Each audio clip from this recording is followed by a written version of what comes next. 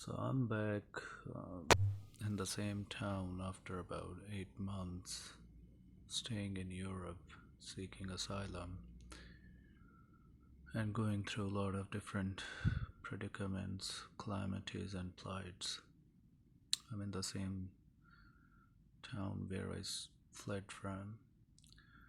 So it works the way when you are in a bad situation, you try to make your situation better, but for different reasons it goes other way around, completely other way around. It makes your situation worse. Then you think you were better off in the bad situation, at least you were surviving. So the same thing happened. I was there wherever I would seek asylum for. They would either put me into detention or I would stay homeless, or if they would send me to the campsite, that would turn out to be as a concentration camp to torture me with the frequencies, with the psychotronic warfares and intoxications in the food. The people who saw me about 9, 10 months ago here in this town, when they saw me first, now they said, "Oh, what happened to you? You lost a lot of weight, probably more than 20 kilograms." So it didn't happen for the sake of losing weight. I've explained in my previous video how they intoxicated me, how they would put me into isolated rooms and then they would feed me intoxicated food that would debilitate me very drastically. So it requires a lot of details, but the theme in Europe when I fled from or left from here to there, I won't call it fleeing now because it's at least I have my legal status here in UK and it's not as bad as it was there. So the theme they put out in within community was a guy came from UK and he's chasing after women and he's trying to get his status settled through by getting married or some whatever. So rather than being staying as idle, I would just follow their trafficking or targeting protocols because I had nothing else to do there. They confiscated my travel documents for 7 months, the Polish and Germans, and because of that, what I suffered was different thing. The important thing here that needs to be noticed is that if you are targeted by resourceful and powerful countries, let's say from American intelligence or American military or Britain MIs, you will make yourself fool if you go to their weaker allies, let's say go to Europe and seek refuge there. No, because they are basically in explicit or implicit ways they are dependent on them in their defense mechanism. They're politically they are dependent on them. That's my observation is the way I lived there for 8 months. um, it would make your situation worse.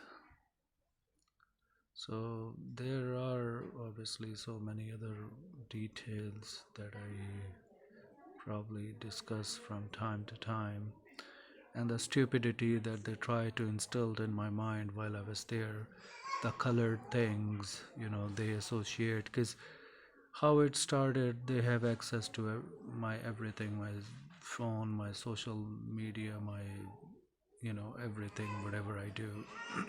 And then they use it as a artificial intelligence. I would listen to a song, something called, the I'm Blue or something, and repeatedly, I like that beat. I won't even care about the lyrics or anything. And they would send out those people with the blue outfits or whatever to bully. And then they start associating everything with the colors, and it got to the point everything I would eat, everything I would wear, they would just associate, and that they would send out those people to bully around, and then they would pass on from one city to another. And they tried doing that here as well when I first got here 5 6 days ago, but I didn't pay attention because I am not dependent here. I have a legal status here. in there, I was totally in their hands. Wherever I would ask for asylum or for support, they would either detain me or put me into um, concentration camp or campsite for the purpose of running their trafficking. There are so many other details. Everything requires separate set of discussion. But roughly, I'm thankful. Finally, I got out of that situation, and I'm here, and I'm trying to see the way forward. The problems are still there, the way I left from here, but at least I have tried. I've given my try. Whatever I thought would make my situation better.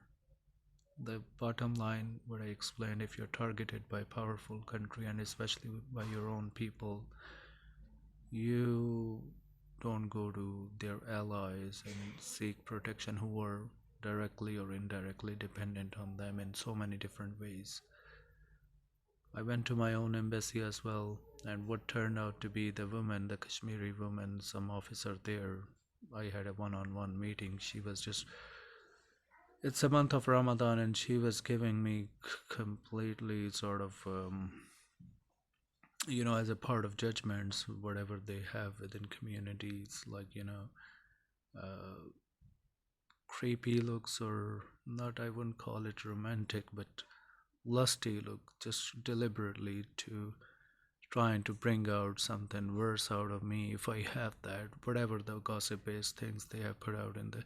And that goes back to my previous employment with Slumberjay. That requires lot of detailed discussion, what happened there, how it started, and how obnoxious people working for a good company, they they did all that.